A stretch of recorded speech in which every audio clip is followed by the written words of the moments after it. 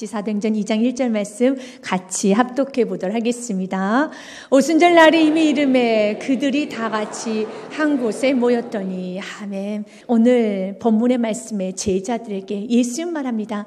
내가 이제 너희들 떠날 것이다. 제자들은 그 말씀이 조금은 불편하게 들립니다. 제자들은 지금 너무 흥분한 상태고 너무 기분이 좋은 상태입니다. 제자들이 어떻습니까? 예수님께서 말씀하신 그대로 부활하셨습니다. 살아나셨습니다. 그리고 그 예수님과 함께 영원히 살 것이라 생각을 했는데 어느 날 예수님 말씀하시는 거야. 내가 이제 너희를 떠나야 될 것이다. 이것이 너에게 유익이다라고 말합니다. 제자들의 생각에는 전혀 유익스러워 보이지 않습니다. 예수님과 함께 영원토록 살았으면 좋겠는데 예수님이 떠나시겠다라는 거예요. 그러나 우리가 여기서 기억해야 될 것이 무엇입니까? 우리 주님께서 하시는 모든 말씀 다 좋은 겁니다. 믿으셔야 되는 겁니다. 때로는 정말 지금은 내가 좀 불편하게 느껴지고 지금은 좋아 보이지 않는 것처럼 느껴진다 할지라도 마치 제자들처럼요. 제자들은 예수님과 함께 영원히 살고 싶은데 우리 예수님 떠나시겠다 하시고요. 내가 너에게 좋은 거 보내주겠다라고 하는데 그 말이 그렇게 좋게 느껴지지 않았지만 그러나 이제 제자들은 기다립니다. 예수님이 약속하신 말씀 그대로입니다. 그런데 정말 좋은 걸 보내주셨습니다. 바로 예수님의 영인 성령님 우리에게 보내주셨다는 겁니다. 요한복음 16장 7절 말씀 이렇게 말합니다. 그러나 내가 너에게 실제를 말하노니 내가 떠나는 것이 너희에게 유익이라. 아멘. 사랑하는 여러분, 우리 주님께서 말해요. 내가 떠나는 게 너에게 유익이야. 왜냐하면 내가 떠나지 아니하면 보혜사가 너희에게로 오시지 아니할 것이요 가면 내가 그를 너희에게 보내리니. 아멘. 우리 주께서 하시는 모든 말씀 다 나에게 유익이 되는 말씀입니다. 내가 지금 다 이해하지 못해도 주님께서 하신 모든 말씀은 다 나에게 유익이 된다는 겁니다. 그래서 우리 예수님께서 말씀하셨죠. 내가 떠나는 것이 너에게 유익이는데 내가 보혜사를 너에게 보내줄 것이다. 보혜사라는 뜻은 파라클레토스라고 돼 있어요. 파라는 곁에, 옆에, 클레토스는 도움을 주기 위해서 부름받은 자의 뜻을 갖고 있습니다. 그래서 보혜사라는 것은 우리의 곁에서, 우리의 옆에서 우리를 도와주시는 분이 보혜사입니다. 누구입니까? 성령님을 주시겠다는 겁니다. 조금 더 정확히 말하면 그 성령님은 우리 곁에, 우리 옆에서 도와주시는 것이 아니라 14장 16절과 17절 말씀에 보면요.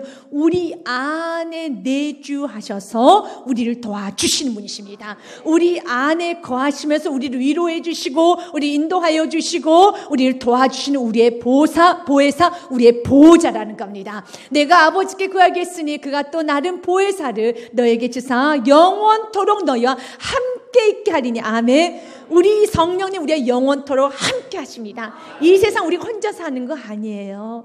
이미 여러분이 가는 곳마다 천국 경험할 수 있습니다. 왜요? 여러분 안에 성령님이 계십니다. 그러면 17절 말씀에 그는 진리의 영이라 세상은 능히 그를 받지 못하나니 믿지 않는 사람, 예수 영접하지 않는 사람은 절대로 성령님을 소유할 수 없다. 이는 그를 보지도 못하고 알지도 못함이라. 그러나 너희는 그를 아나니 그는 너희와 함께 거하시며 또 너희 속에 계심이니라. 아멘. 내주하심이라. 그리고 그분이 우리를 보호하신다는 겁니다. 예수님께서 이 땅에 오셨을 때도 우리를 보호하셨죠. 그러나 조금 더 다른 차원에서 우리를 보호하십니다. 예수님 이 땅에 오셨을 때는 우리의 눈으로 볼 수 있었습니다. 우리가 손으로 만질 수 있었습니다. 그러나 예수님의 영이 성령님이 이 땅에 오셨을 때는 그 성령님은요 우리 안에 쑥 들어와 계십니다. 바로 여러분 안에 계십니다. 여러분 가는 곳마다 성령 함께 하십니다. 여러분 머무는 곳에 성령 함께 하십니다. 외롭습니까? 외로워할 필요 없습니다. 성령이 그곳에 같이 있습니다. 무섭습니까? 두렵습니까? 어떻게 될지 모릅니까? 전혀 무섭고 두려워할 필요 없습니다. 성령이 보호해 주십니다. 성령이 가르쳐 주십니다. 성령이 인도하여 주십니다. 그러면서 사이시 이런 고백을 했잖아요. 여호와를 목자 삼은 내 인생은 부족함이 없다. 성령을 목자 삼은 인생 우리도 부족함이 없습니다. 왜냐하면 성령님께서 목자께서 그분이 나를 푸른 초절 인도하시기 때문입니다. 여호와는 나의 목자시니 내게 부족함이 없으리로다. 아멘. 성령님을 목자 삼고 살아가는 사람, 내 안에 계신 성령님의 이끌림대로 살아가는 사람은요 부족함이 없는 인생입니다. 왜냐하면 2절 말씀 같이 읽겠습니다. 그가 나를 푸른 풀밭에 누시며 쉴 만한 물가로 인도하시리로다. 인도하신도다. 믿으십니까? 성령님은 인도하여 주십니다. 성령님은 가르쳐 주십니다. 성령님 보호하여 주십니다. 그러면서 우리 안에 내주하신 그 성령님께서 어떻게 일하시는지, 또한 그분이 어떠한 분이신가를 여러분들은 알아야 됩니다. 그러면서 2장 1절 말씀에 보면 그 성령님께서 오셨는데 바람같이 오셨다고 되어 있습니다. 불같이 오셨다고 되어 있습니다. 2장 1절 말씀, 오순절 날이 이미 이름에, 오순절 펜타코스트 50일째 되는 날이 이름에 예수께서 부활하시고 40일간은 하늘나라 천국 복음을 선포하셨습니다. 가르치셨습니다. 그리고 나서 승천하셨어요. 그러면서 제자들에게 말합니다.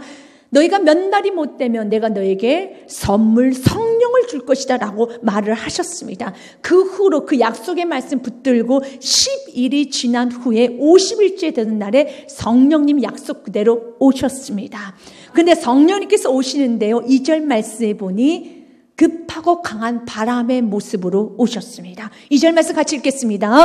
호련히 하늘로부터 급하고 강한 바람 같은 소리가 있어 그들이 앉은 온 집에 가득하며, 믿으십니까? 아멘. 우리 성령님 바람처럼 오셨습니다. 여러분, 바람은 우리가 손에 잡을 수는 없습니다. 바람을 건네서 바람이 이런 것이라고 눈에 보여줄 수는 없습니다. 그러나 우리는 바람을 느낄 수가 있습니다. 온몸을 느낄 수가 있어요. 마찬가지예요. 성령님 영이기 때문에 여러분 끄집어내어서 이렇다라고 여러분 형체로 보여줄 수는 없어요. 그러나 성령의 사람은 느낍니다. 그러나 성령의 운행하심 우리는 느낄 수 있습니다. 성령님 일하심 느낄 수 있습니다. 더 나아가서 성령님께서는 바람으로 오셨는데요, 산들바람으로 오신 것이 아니라 급하고 강한 바람으로 오셨다고 그랬습니다. 산들바람은 너무 시원하죠. 그러나 바람이 굉장히 강한 바람 무섭습니다. 여러분, 바람이 불면 나무가 뿌리째 뽑혀서 던져집니다. 집이고 사람이고 산이고 나무며 모든 물건은 다 파괴돼 버립니다. 다 부셔집니다. 다 날아가 버립니다. 이게 강한 바람이에요. 그래서 성령 역사 앞에 어느 누구도 맞설 수 없습니다. 성령의 사람 앞에 어느 누구도 감히 그를 여러분 방해할 수 없습니다. 성령의 사람 나아가면요, 모든 것을 무릎 꿇게 되어 있습니다. 여러분이 갖는 그곳에 황무지에도 장미꽃이 필 것이고, 여러분 광야에서도 길이 되어질 것입니다. 어떤 사람만? 성령의 사람만요. 그래서 사도행전 1장 8절 말씀에 보면 오직 성령이 너희에게 임하시며 너희가 권능을 받고 예루살렘과 온 유대와 사마리아 땅끝까지 내 증인이 되리라 하시니라. 아멘. 우리가 어떻게 증인이 될 수 있겠습니까? 내 가정 안에서 예수 그리스도의 살아계심을 어떻게 우리가 대단하게 보일 수 있습니까? 우리는 아무것도 할 수 없습니다. 그러나 성령은 말합니다. 너는 너의 가정뿐만 아니라 너의 이웃, 내 지역사회 세계 열방에 이르기까지 예수의 살아계심, 예수의 능하심, 너를 통해 수많은 영혼이 돌아오게 되는 증인이 될 것이다. 그러나 이 모든 것의 시작은 성령이 너에게 임하시면 권능을 받고, 권능을 받으셔야 돼요. 내 이름으로는, 내 힘으로는 단 한 명도 영혼을 살릴 수가 없어요. 가정을 살릴 수가 없습니다. 우리는 아무것도 할 수 없습니다. 그러나 성령이 임하면, 성령님은 드나미스, 권능입니다. 성령님은 힘입니다. 그래서 성령님, 내 안에 계신 성령님, 이미 예수님 영접한 자녀들에게는 성령님이 계시죠. 그 성령님은 권능이십니다. 힘이십니다. 그래서 성령님을 의지하고 나아갔었을 때 여러분 그 앞에 모든 사람들은 예수님을 영접하는 기적이 일어나는 겁니다. 성령의 사람이 사업을 하게 되면요, 사업장을 통해서 하나님의 사람에서 계심이 여러분 지역사회뿐만 아니라 나라, 민족, 세계 열방까지도 뻗쳐갈 수 있습니다. 그게 성령의 삶의 능력이라는 겁니다. 왜냐하면 베드로의 삶이 그랬어요. 베드로가 어땠습니까? 여러분, 그는 한 여종의 말 앞에서도 그는 무서워서 벌벌 떨었던 게 베드로였습니다. 그러나 베드로가 성령 충만함을 받고 난 후에 3,000명 앞에서 그가 설교했었을 때 여러분 3,000명의 숫자가 다 돌아왔습니다. 회개하는 역사가 일어납니다. 어찌할 거의 역사가 일어납니다. 이게 바로 성령의 역사라는 겁니다. 그래서 우리는 성령님의 그 역사를 알고 사모해야 돼요. 이미 성령님은 여러분 안에 계십니다. 근데 우리가 다 아는 건 어떤 사실입니까? 어떤 사람은 베드로처럼 바울처럼 강력하게 성령의 능력이 나타나는 성도도 있지만 동일하게 예수님을 나의 구원자로 영접했음에도 불구하고 어떤 성도는 전혀 성령의 능력이 나타나지 않는 성도도 있어요. 왜 그럴까요? 그 이유가 무엇일까요? 여러분, 그 차이가 무엇일까요? 그것은 성령님의 다스림의 정도입니다. 에스겔서 37장 말씀에 보면은 1절 말씀에 성전에서 물이 흐른다는 말씀이 있습니다. 37장, 에스겔서 47장 1절 말씀에 보면은요, 그가 나를 데리고 성전 문에 이르시니 성전의 앞면이 동쪽을 향하였는데 그 문지방 밑에서 물이 나와 동쪽으로 흐르다가 성전 오른쪽 재단 남쪽으로 흘러내리라. 성전에서 물이 흐르는 겁니다. 그런데 그 성전에서 흐르는 그 물이 닿는 곳마다 되살아나요. 이게 8절, 9절 말씀했습니다. 그가 내게 이르시되 보았느냐? 이 물이 동쪽으로 향하여 흘러 아라바로 내려가서 바다에 이르니 이 흘러내리는 물로 그 바다의 물이 되살아나리라. 믿으십니까? 아멘. 이 물은 어디서부터 흐르고 있습니까? 성전에서 흐르는 물이에요. 성전에서 흐르는 물이 닿는 곳마다 되살아납니다. 9절 말씀에도요, 이 강물이 이르는 곳마다 번성하는 모든 생물이 살고 또 고기가 심이 많으리니 이 물이 흘러 들어감으로 바닷물이 되살아나겠고 이 강이 이르는 각처의 모든 것이 살 것이며, 아멘. 성전에 흐르는 이 물이 닿는 곳마다 모든 건 다 살아납니다. 모든 것 다 살아납니다. 이것이 바로 성전에 흐르는 생수의 역사예요. 오늘 강단에 선포되진 이 말씀이 닿는 곳마다 모든 심령은 살아납니다. 먼저는 여러분의 심령부터 살아나야 돼요. 그리고 여러분이 가는 곳마다 죽었던 가정이, 죽었던 사업장이, 죽었던 지역이 다 살아나야 되고, 이번 날 주간에 만났던 모든 사람들의 영혼이 다 살아나야 되는 것입니다. 그런데 어떤 사람은 그렇지 못한 사람이 있어요. 그럼 왜 그럴까요? 우리 성님은 차별하실까요? 그렇지 않아요. 우리 성님 오늘 동일하게 이 강단에서 여러분들에게 말씀을 선포하십니다. 다 말씀을 선포하십니다. 그러나 3절부터 5절 말씀에 보면 에스겔에게 이렇게 말합니다. 에스겔아, 너가 좀 수심을 체크해야 되겠다. 얼마나 물이 깊은가를 좀 체크해봐라 라고 말합니다. 530m 간격으로 수심을 체크하라는 겁니다. 몇 번? 4번을 체크해보라는 겁니다. 47장 3절 말씀에 보면 그 사람이 손에 줄을 잡고 동쪽으로 나아가며 천척을 측량한 후에 530m 정도입니다. 천척을 측량한 후에 내가 그 물을 건너가게 하시니 물이 발목에 오르더니 수심을 체크해 보니까 발목까지예요. 그리고 또다시 530m 천척을 지나서 다시 4절에 재봤습니다. 그랬더니 무릎까지 와요. 그리고 한 번 더 재봤습니다. 그 다음에는 허리까지 옵니다. 다시 천척을 측량하고 내가 물을 건너가게 하니 물이 무릎에 오르고, 다시 천척을 측량하고 내게 물을 건너가게 하시니 물이 허리에 오르고 그랬습니다. 3번을 체크했습니다. 발목까지 왔습니다. 그리고 이제는 무릎까지 왔습니다. 허리까지 왔습니다. 그리고 마지막 한 번 더 체크해 보니 5절 말씀 같이 읽겠습니다. 다시 천척을 측량하시니 물이 내가 건너지 못할 강이 된지라. 그 물이 가득하여 헤엄칠 만한 물이요 사람이 능히 건너지 못할 강이더라. 아멘. 우린 다 알고 있는 사실이 있습니다. 성전에 흐르는 물이 닿는 것 되살아난다는 겁니다. 여러분, 그런 통로가 되셔야 돼요. 저와 여러분은 이 말씀을 그대로 받고 말씀을 그대로 순종함으로써 말씀의 역사를 그대로 보여줘야 되는 책임이 있습니다. 반드시 그 책임 완수해야 되는 것입니다. 이 좋은 물을 우리는 다 받아들여야 되는 겁니다. 그런데 어떤 성도는 발목까지 성도가 있어요. 무릎까지 성도 있습니다. 허리까지 성도가 있습니다. 그런데 주님께서 원하는 것은 우리가 사람이 능히 건너지 못할 강이더라. 충만한 사람이 되기 원합니다. 무릎까지 성도가 어떤 성도입니까? 여러분, 믿으나 믿지 않나 삶에는 전혀 다름이 없는 성도예요. 예수님의 자녀이지만 전혀 예수님의 자녀의 다음의 모습이 보여지지 않아요. 여러분, 발목까지 물에 적셔진다고 삶에 전혀 여러분 문제 없잖아요. 옷에 뭐 하나 젖은 거 있습니까? 없습니다. 없어요. 믿는 자녀나 여러분 믿지 않는 세상 사람들이나 다름이 전혀 없는 성도, 그 발목 성도죠. 그 다음에는요, 여러분 무릎입니다. 여러분, 무릎까지는 기도를 말합니다. 기도를 합니다. 아멘도 합니다. 그러나 기도를 하고 아멘은 하지만 세상에 나가면 여전히 불순종하는 성도, 기적이 일어나지 않습니다. 되살아나지 않습니다. 성령 오늘 충만히 올또 주십니다. 그러면서 여러분의 수심을 체크해 보라는 거예요. 나의 신앙이 지금 어떤 신앙인가? 왜 나는 내 안에 이렇게 강력한 바람 같은 성령이, 불 같은 성령이 있는데 왜 내 삶 가운데 역사가 일어나지 않는가? 발목 성도들 역사 일어나지 않습니다. 또한 기도합니다. 무릎 꿇습니다. 아멘도 합니다. 찬양도 합니다. 그러나 기도하면서 예수님의 이름으로 기도했으면 아멘함과 동시에 세상에 나가서는 불순종의 삶을 살면 기적이 일어나지 않습니다. 허리까지 성도 어떻습니까? 성령의 역사, 말씀 힘도합니다. 그래서 순종도 해봅니다. 하지만 여전히 두 팔은 살아있고요. 여전히 입술은 살아있으면 자기 마음대로 말합니다. 자기 생각대로 갑니다. 여전히 자기 마음대로 행동합니다. 인간적 방법 씁니다. 그러면 성령의 역사, 대사는 역사 일어나지 않습니다.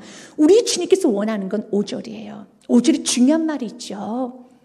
그 물이 가득하여 헤엄칠 만한 물이요 사람이 능히 건너지 못할 강이더라. 아멘. 내게 능력 주신 데서 모든 걸 할 수 있느니라. 이것이 성령 충만한 상태예요.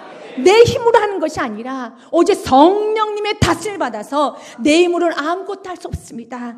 입술이 물속으로 들어갔어요. 내 생각이 물속으로 들어갔습니다. 보이는 건 물밖에 없어요. 보이는 건 구속한 주 예수 그리스도밖에 없다라는 겁니다. 여전히 여러분 신앙생활을 하면서도 여러분 생각과 입술과 두 손은 자유롭게 사는 것이 아니라 주님께서 붙들어 주지 아니하시면 나는 한 발짝도 갈 수 없습니다. 난 살 수 없습니다. 나는 능히 건너지 못합니다. 나는 불가능합니다. 나는 연약합니다. 나는 아무것도 아닙니다. 빌립보 4장 13절 말씀처럼 내게 능력을 주셔야지만 성령이 나를 붙들어 주셔야지만 나는 모든 것을 할 수 있습니다. 나는 고백을 하는 사람에게 가는 곳마다 기적이 일어나요. 같이 고백하겠습니다. 내게 능력 주시는 자 안에서 내가 모든 것을 할 수 있느니라. 아멘. 주님 능력을 주셔야지만 내게 성령의 다스림을 적당히 받지 마십시오. 여러분 성령의 다스림을 완전히 받으시면 이걸 충만이라고 하죠. 충만은 내 것이 없는 상태입니다. 성령님만으로 꽉 들어있는 상태가 충만한 상태인 거예요. 그러면 가는 곳마다 기적이 일어납니다. 만약 베드로가 자신의 생각, 자신의 환경이 눈에 들어왔더라면 베드로는 설교하지 못합니다. 베드로는 어부주십니다. 그리고 그 당시 유대인들은 종교뿐만 아니라 정치, 경제, 문화 모든 부분에서 다 장악했었습니다. 그렇게 무시무시한 환경 가운데서 베드로가 뭐라고 설교했는지 아십니까? 사도행전 2장 36절부터 38절 말씀에 보면 베드로의 설교가 여러분 대단합니다. 그러나 이스라엘 온 집은 확실히 알아라. 너희가 십자가에 못 박은 이 예수님을 하나님이 주와 그리스도가 되게 하셨느니라 아니라 너희가 십자가에 못 박은 예수, 이 말을 하는 것은 여러분 굉장히 위험하죠. 여러분 과거 베드로 잘 알지 않습니까? 한 여종의 말에도 너 예수님과 같이 다녔던 그 사람 아니야. 그 말에도 무서워서 예수님을 부인하고 저주하고 도망갔던 인물이 베드로였어요. 그러나 베드로가 성령의 충만을 받았을 때, 성령에 사로잡혔었을 때 너희가 십자에 못 박은 이 예수가 살아났다. 너희가 십자에 못 박은 이 예수가 하나님이시다. 너희가 십자에 못 박은 이 예수가 구원자 그리스도시다. 가고 담대하다는 겁니다. 이게 성령 충만이에요. 그때 어떤 역사가 일어납니까? 37절과 38절 말씀에 보면 그들이 이 말을 듣고 마음에 찔려 베드로와 다른 사도에게 물으리되 형제들 우리가 어찌할까 하거늘. 여러분 우리가 말을 할 때 상대방 그 말에 감동을 받든지 아니면 이해를 하든지 그 잘못을 지적했을 때 깨달음을 받아야 되지 않겠습니까? 아무리 떠들어대도 여러분 그 말이 전혀 들리지 않는다라면 여러분 성령 충만을 사모하셔야 돼요. 베드로가 설교했었을 때 그 말을 듣고 찔렸다고 그랬어요. 그러면서 우리가 어찌할까 하거늘 38절 말씀에 베드로가 이렇게 말합니다. 같이 읽겠습니다. 베드로가 이르되 너희가 회개하여 각각 예수 그리스도의 이름으로 세례를 받고 죄사함을 받으라. 그리하면 성령님의 선물을 받으리니. 아멘. 성령을 선물로 받으리니. 여러분 우리가 구원을 선물로 받은 것처럼 동일하게 성령도 선물로 주십니다. 예수님 영접한 자녀들에게 보혜사 성령님을 선물로 주십니다. 그리고 이제는 그 성령이 말합니다. 내가 너와 영원히 함께하리라. 여러분 그 성령의 다스림을 받으십시오. 이제 발목까지 성도가 아니라 이제는 여러분 무릎까지 기도하고 아멘하고 그리고 삶에서 전혀 성령 다스림 받지 않고 혼자 마음대로 살아가는 그런 성도가 아니라 이제 허리까지 성도도 아니라 이제는 헤엄치지 못합니다. 내 힘으로 아무것도 할 수 없습니다. 구속한 주만 보입니다. 성령님 나를 다스려 주옵소서. 성령의 뜻하신 대로 성령께서 이끄신 대로 날 살겠습니다. 성령님은 진리의 성령님이십니다. 말씀에 순종하십시오. 성전에 흐르는 그 물에 그대로 순종하십시오. 어떤 것도 제한하지 마시고 어떤 것도 제한하지 마시고 그 주신 말씀에 그대로 사로잡혀서 그대로 가정을 섬기십시오. 여러분 직장을 섬기십시오. 사업을 해보십시오. 성령 역사가 드러납니다. 자, 우리 성령님께서는요 불같이 오십니다. 3절 말씀에 보면 불처럼 임했다고 되어 있습니다. 같이 읽겠습니다. 마치 불의 혀처럼 갈라지는 것들이 그들에게 보여 각 사람 위에 하나씩 임하여 있더니 아멘. 바람도 참 무섭고 대단한 여러분 힘이 있지만 불도 대단하지요. 불이 지나가는 곳마다 재로 다 남아요. 여러분 불을 통과하는 사람은 없어요. 불이 지나가면 산이 다 탑니다. 여러분 불은 여러분 집도 삼켜버려요. 건물도 삼킵니다. 사람도 불내에 지나가면 한 줌의 재로 남아요. 이게 불이에요. 우리 성령님은 태우지 못할 사람이 없어요. 태우지 못할 문제가 없습니다.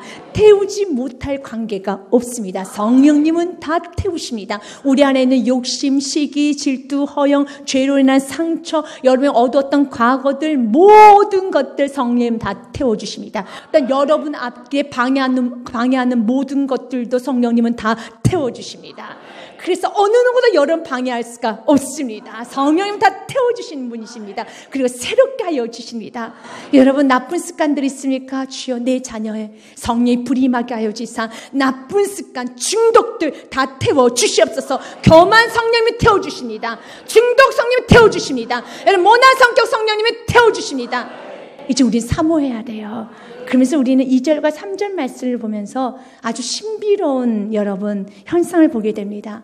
여러분 강한 바람처럼 임했다고 돼 있어요. 3절은 불처럼 임했다고 돼 있습니다. 그런데 성령님이 강한 바람으로 불로 임했는데 집이 날아가지도 거기 있는 120명의 사람들 다 타죽지도 않았습니다. 오히려 더 성령 충만해졌다라는 거예요. 성령님은 그렇습니다. 성령님은 우리의 속 안에 있는 나쁜 것들, 어둠의 것들은 다 태우지만 우리의 영혼은 새롭게 더 강건하게 더 충만하게 우리를 새롭게 만들어 주십니다.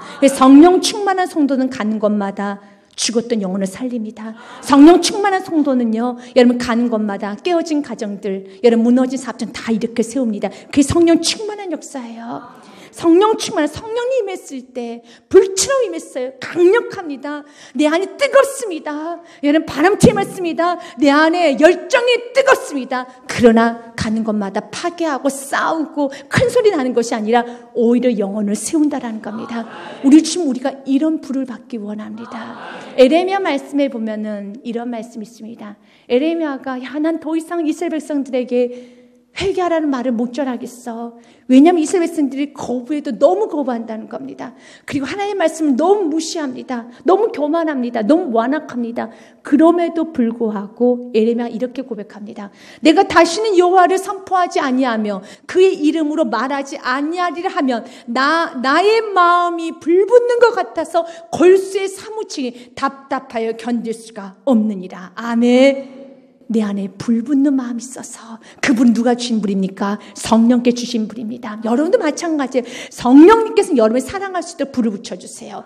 열정의 불을 주십니다. 감사의 불을 주십니다. 능력의 불을 주십니다. 여러분 기도하고자 하는 기도의 불을 주십니다. 무엇이든 할 수 있는 용기의 불을 주십니다. 이 불을 사모해야 돼요. 누구나 다 열심히 살고 싶죠. 누구나 다 밝게 살고 싶죠. 기도하고 싶죠. 그런데 여러분 몸이 천근만근이잖아요. 무겁잖아요. 성령님 우리를 깨워주세요.